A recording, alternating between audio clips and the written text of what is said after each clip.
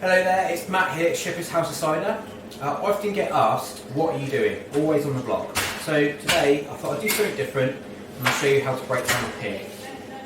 So I'll tell you a little bit of information about the pig first. So these pigs come from Cullumpton in Devon.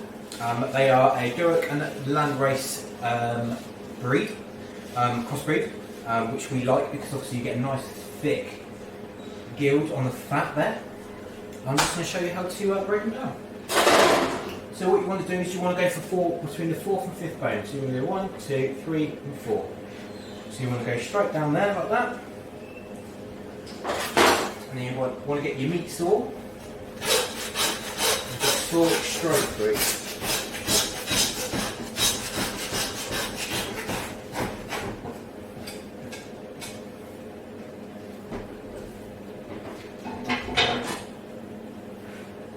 And finish it off with a knife.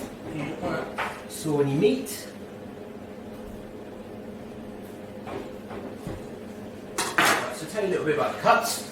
So this here is a shoulder of pork or a spare rib. So basically what we do is we sheet off this part of rib here to about here. And this part is known as the hand or the hand and spring. And traditionally that was used for a long, slow cook. So what we do with it is we bone it out, we throw it in sausages because it makes a fantastic sausage actually, absolutely amazing. So it's got just the right fat in it and that's what you need. You need a nice fatty, decent sausage with some meat as well. With the spare rib what you do, you've got two options here. So as I said, this part here, we cut it to about there. So we take the bone out and we score it and then roll it so you can have a rolled spare rib.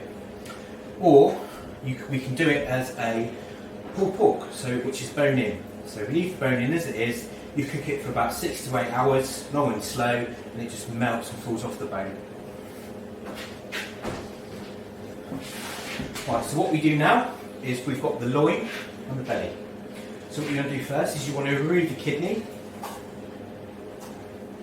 put it in there. So you want to go up there, just at an angle, slightly.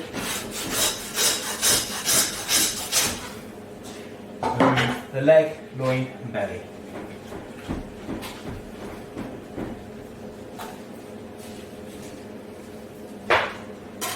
So we go on to the leg in a moment. So this is your loin and belly. So here's your loin here. So here you get your pork loin chops and you get your bone and rolled pork loin. Here is your chump or your rump. And just here is your belly. So obviously belly pork is decent for long and slow or in the summer. What you can do is we can take the ribs off and you get some beautiful, beautiful meaty ribs just there. So what we want to do first is we want to separate the belly to the loin. So you want to go about there because you want a decent loin, you also want a decent belly as well. So you go straight along, like this, and literally just saw.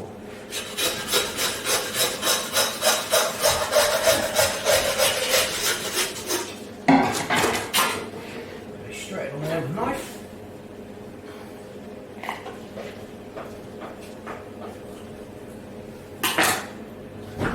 So there's your belly, as I said, and that makes a fantastic long, slow cooking roasting joint there.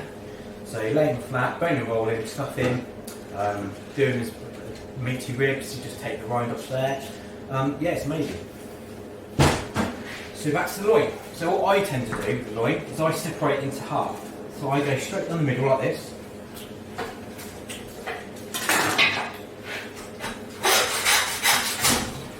And this part here, what I do is I bone and roll this part, because this part here is quite decent for bone and rolling. As you see, you've got a nice fat gild all the way through, is what we spoke about earlier, all the way on the top, all the way around the corner. So that's what I do with that one, I bone and roll that one. This one here is where your pork loin chops come from. As you can see, I like to use a nice T-bone for pork loin chops because I think it'd be nice, it's really nice if you get a pork tenderloin or fillet, which is literally just there. So you cut them to about there and then make it your chunk. So onto the leg. So the leg is a very, very underrated cut. So you can see the size of it, it's big. It's a big, big joint. So what I tend to do is I take the hock off.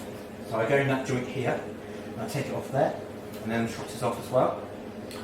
What I tend to do is take this bone off here, and there, and then I take the silver side off as well, and then we just leave it as a nice little joint. So eventually it ends up just like this. So you've got a nice, manageable joint for customers. So they're not left with a great big joints and take ages to cook. And I think it's a lot better and it tastes a lot better for being like that.